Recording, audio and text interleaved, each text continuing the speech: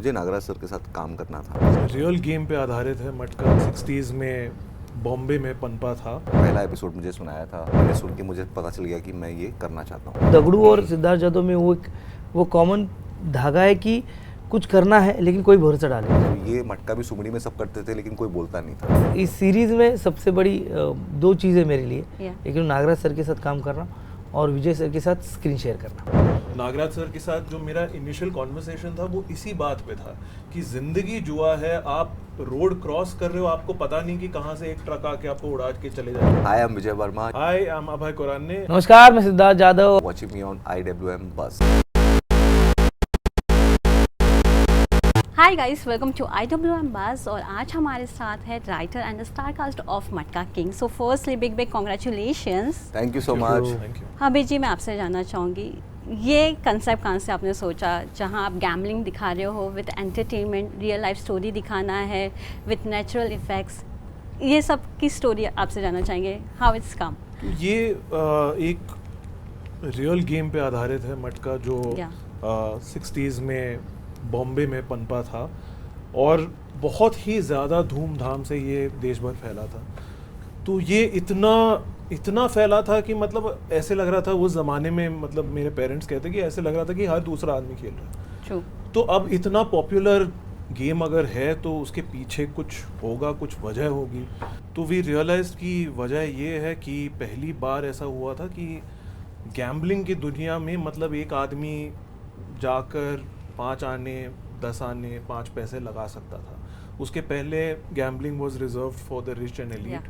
Race course पे खेलते थे लोग या क्लब्स में ब्रिज खेलते थे, उस पे पैसे लगाते थे।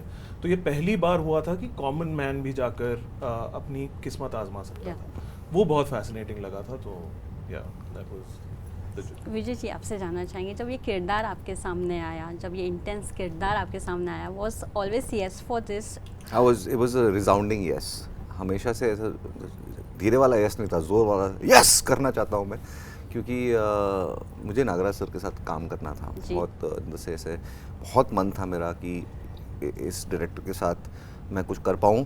और मेरी खुशकिस्मती है कि इतने अच्छे रोल में और मुझे उन्होंने देखा और हमने 1 साल बिताया बनाने में शो को और उसके बाद हमारी दोस्ती बढ़ती गई। अभी भी वो मुझे हर तीसरे दिन बोलते हैं कि आ जाओ गांव। वो रहते नहीं है शहर में और पुणे के भी बाहर कहीं। उनका मन रहता है कि गांव मुझे ले चले और मेरे घर पे आज भी उन्हीं के गांव से चावल आते हैं। ये it was a no brainer for me really. I couldn't have asked for a better role and a better team to work with. अभय की जो स्क्रिप्ट मैंने पढ़ी थी, इन्होंने पहला एपिसोड मुझे सुनाया था रॉय कपूर फिल्म्स में और it had all the promise that I needed to even if I had one doubt of, एक अगर दिमाग में हल्का सा भी शक था कि मैं कर पाऊंगा नहीं कर पाऊंगा, वो मैंने सुन के मुझे पता चल गया कि मैं ये करना चाहता हूँ। इन्होंने भेल मंगवा ली थी आफ्टर। हाँ, भेल मंगाई। हमने भेल खाई नरेशन के बाद। पर मैं आपसे एक और चीज़ जानना चाहूँगी, आजकल ट्रेंडिंग चल रहा है इंटेंस किरदारों का, जहाँ काफ़ी इंटेंस किरदार आ रहे हैं। तो ये इंटेंस किरदार को आपने कितना अलग बनाने की कोशिश की है? बाकी जो भी हम आजकल किरदार देख रहे हैं, जो वेब सीरीज़ पे काफ़ी दिखाए जा रहे हैं, काइंड ऑफ सिमिलर होते हैं, पर इसको आपने कितना अलग बनाने की कोशिश की है? क्योंकि कहानी यूनिक है, बंदा भी बहुत यूनिक था जो अभय ने लिखा है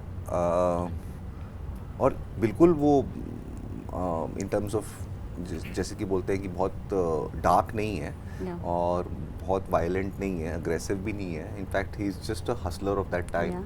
उस ज़माने का अगर कोई स्टार्टअप एंटरप्रेन्योर होता तो उसी को हमने उसी हिसाब से दिखाया। तो उसमें बहुत ज़्यादा ऐसे कुछ the world that he is, the game that he is created is actually a very good game.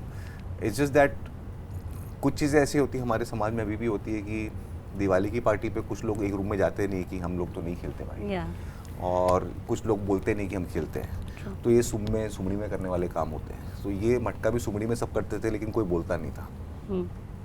Sidhu sir, जब आपके पास ये किरदार आया, सबसे अच्छी इंटरेस्टिंग पॉइंट आपको क्या लगी ये किरदार के बारे में? मैं थोड़ा जवाब सेट से कॉपी पेस्ट है, क्योंकि मेरी भी इच्छा थी कि मैं नागराज सर के साथ काम करूं। तो ये बहुत बड़ी अपॉर्चुनिटी थी मेरे लिए कि उनके साथ कुछ अच्छा करने को मिल रहा है। और मैंने ये जो OTT प्लेटफॉर्म है, ये इस पे कभी मैंने काम नहीं किया था जी। तो ये पहली वेब सीरीज़ करने को मिल रही है, ऊपर से नागराज सर के साथ काम करने को मिला, Roy Kapoor film Amazon prime पे आ रहा है, अभय सर है, विजय सर के साथ काम करने को मिला है। तो मुझे लग रहा है ये एक पे एक दिवाली का बोनस मिलता जा रहा था, तो ये कोई छोड़े नहीं। True. तो मैंने लपक लिया और अच्छा लग रहा है कि ये कहानी का हिस्सा हूँ। और ये किरदार बहुत कनेक्ट होता है मुझसे, कि ये बोलते ना कि यार करने की इच्छा है तो कोई तो भरोसा डाले तो और करूँ। तो वो दगड़ू और सिद्धार्थ जादव में वो कॉमन धागा है कि कुछ करना है लेकिन कोई भरोसा डाले, और वही दगड़ू भी कर रहा है। और जो सेठ यानी विजय सर जो किरदार निभा रहे हैं, उनके साथ एक जर्नी में उनके साथ हूँ, उनका हमसफ़र हूँ। जो सेठ जिस इमोशन से गुजर रहे वो देखने की कोशिश कर रहा हूँ, और उनको थोड़ा सा आई डोंट नो उनका साथ देने की कोशिश कर रहा हूँ। तो ये सबसे बड़ी अपॉर्चुनिटी थी कि मैं इसका हिस्सा बनूं, क्योंकि ये स्टोरी बहुत अच्छी है। और मुझे इनके किरदार यानी अभी ये टाइम मिला है तो बोल सकता हूँ कि साइलेंट आदमी ना बहुत ज़्यादा खूंखार होता है। तो विजय सर का जो कैरेक्टर है वो रिएक्ट जो है ना वो ये लोगों पे नहीं है, वो सिंपली रिएक्ट हो रहा है, उसका दिमाग जो चल रहा है बहुत साइलेंटली चल रहा है। तो ये कैरेक्टर बहुत मुश्किल है करना। बट विजय जी को OTT किंग भी कहा जाता है, काफ़ी इन्होंने बैक टू बैक हिट्स दिए हैं, काफ़ी अच्छे स्टोरीज दिए हैं। जर तुम्हाला विजय सर को अगर मराठी में कुछ डिस्क्राइब करना हो या उनकी तारीफ करना हो तो क्या करना चाहेंगे मराठी में? मी एकदा बोललो होतो की उत्तम माणूस, चांगला कलाकार हो आणि जगातला सर्वोत्कृष्ट सहाय्यक कलाकार। तो आपल्या कलाकारांना एवढं कम्फर्टेबल करतो, म्हणजे मी म्हटल्याप्रमाणे की वो मेरी फिल्म है ना, माझं आहे हे, तो मैं कैसा दिखूं, इससे अच्छा हम कैसे दिखे, ये सोचने वाला बंदा है। यानी ये पूरे इंटरव्यू के प्रोसेस में मैं उनके बारे में और चीज़ें मुझे समझ में आ रही, उनकी जर्नी समझ में आ रही है। तो वो एक माणूस की बोलते हैं ना, उसका माणूस की लाते हिंदीत क्या बोलता था, ह्यूमैनिटी माणूस की, वो तो माणूस की उनमें अभी भी है। वो बहुत बड़ी चीज़ है, मुझे ऐसा लगता है। यार ये बोलने के लिए नहीं बोल रहा, ये दिल से आता है, क्योंकि वो बंदा वैसा है कि वो मैं हूँ या भूपेंद्र है, लच्छू है, जो उनके साथ ऐसा होता है कभी कभी कि मैं दिखूँ। और वो एक्टर ने स्वार्थी असणं गरजेचं, सेल्फिश होना चाहिए, लेकिन इतना भी नहीं। तो मुझे लगता है कि इस सीरीज़ में सबसे बड़ी दो चीज़ें मेरे लिए, एक नागराज सर के साथ काम करना और विजय सर के साथ स्क्रीन शेयर करना। ट्रू। क्या कहना चाहेंगे, इतना प्यारा सा जो डिस्क्रिप्शन मिला है आपके बारे में? मुझे इसने ही एक बहुत अच्छा एक एनालॉजी पिछले इंटरव्यू में भी दिया था। मैं चाहता हूँ कि वो बोले, वो मेरे साथ भी हुआ है कि हमको कुछ करना नहीं पड़ा कि बॉन्ड होए या हम लोग एक दूसरे को समझे या मेरा कैरेक्टर ऐसा है तेरा कैरेक्टर ऐसा है। हम लोग मिले वैसे, और वो जो चुंबक में जब वो नॉर्थ और साउथ पोल का क्लैश नहीं होता है, नॉर्थ नहीं होता है, हाँ नॉर्थ क्लैश होता है, साउथ क्लैश होता है, बट नॉर्थ और साउथ थे हम लोग ऐसा चिपक गए एकदम से। ट्रू। इसके पास बेटर है स्टोरी मैंने इसका कॉपी करके। अभय जी और विजय जी, मैं आपसे जानना चाहूँगी, मैं सीन के बारे में बात करना चाहूँगी। जो फर्स्ट सीन है जहाँ ब्रिज के बोलते हैं ना, वो उसकी जान काफ़ी खतरे में है, लेकिन उस पर ही गैम्बलिंग हो रही है, उसकी जान पे गैम्बलिंग हो रही है। ये सीन के बारे में किस तरह से आप डिस्क्राइब करना चाहोगे, जहाँ जिसकी लाइफ फुल गैम्बलिंग पे चल रही थी और अब जब उसकी जान खतरे में है तो उस पर गैम्बलिंग हो रही है? I think the irony of it is the irony कि you know the fact that उसने अपना पूरा एम्पायर इस चीज़ पे उसने क्रिएट किया था, और फिर जब उसकी ज़िंदगी खतरे में तो कोई और उसी की ज़िंदगी के ऊपर दाव लगा रहा है। बचेगा या मरेगा, और दो लोग उस पे, और दो very ordinary constables are betting on him. तो ये थीमेटिकली यही हमारा शो है कि जिंदगी खुद में ही एक जुआ है। नागराज सर के साथ जो मेरा इनिशियल कॉन्वर्सेशन था वो इसी बात पे था कि जिंदगी जुआ है। आप रोड क्रॉस कर रहे हो, आपको पता नहीं कि कहाँ से एक ट्रक आके आपको उड़ा के चले जाएगा। तो जिंदगी की जीने की जो एक्ट है वही एक गैम्बल है। तो वो सीन बेसिकली वही हाईलाइट कर रहा है कि जिंदगी एक जुआ है। आप किस तरह से वो जब वो सीन शॉट हो रहा था, हाउ मुझे कमाल का टच लगा वो। और हमने क्योंकि थीम ही गैम्बलिंग का है तो हर एपिसोड में हम लोग इसको रिपीट करते रहेंगे। वहाँ पर शुरुआत में ये था, एक जगह पे मेरी बीवी पेट से और हॉस्पिटल में डिलीवरी होती है और हाँ। बाहर निकलते हैं तो देखते हैं कि वो नर्स कंपाउंडर आपस में बात कर रहे हैं कि मैंने बोला था लड़की होगी, ये ले तेरा। हाँ। तो 2 लोग शर्त लगा रहे हैं कि बच्चा हो गया है, बच्ची होगी। तो वो True. It's part of the world. लोग Yeah. शर्त लगाते हैं, लोग बेट करते हैं। ट्रू। मैं आप तीनों से जानना चाहूँगी, लाइफ में कौन सा ऐसा घड़ी था जहाँ आपको लगा कि गैम्बलिंग करके या कुछ एक का दुगना करके लाइफ आगे बढ़ सकती है और वो सही रास्ता है? तो स्टॉक मार्केट में और राइट टाइम पे सोना भी खरीद लिया मैंने, तो डबल भी हो गया। नहीं, सेफ इन्वेस्टमेंट। आई थिंक मेरे लिए तो it's always like I said कि मतलब आप जो भी कदम उठाते हो वो एक गैम्बल ही है। Yeah. उसके पार भी एक ज़िंदगी है। तो आप कन्विक्शन के साथ जब कुछ करते हो तो it's usually a gamble that page of. True. तो वही है। मेरे लिए अच्छा अभी दिमाग में है सर, मालूम नहीं ये एप्ट आंसर है कि नहीं।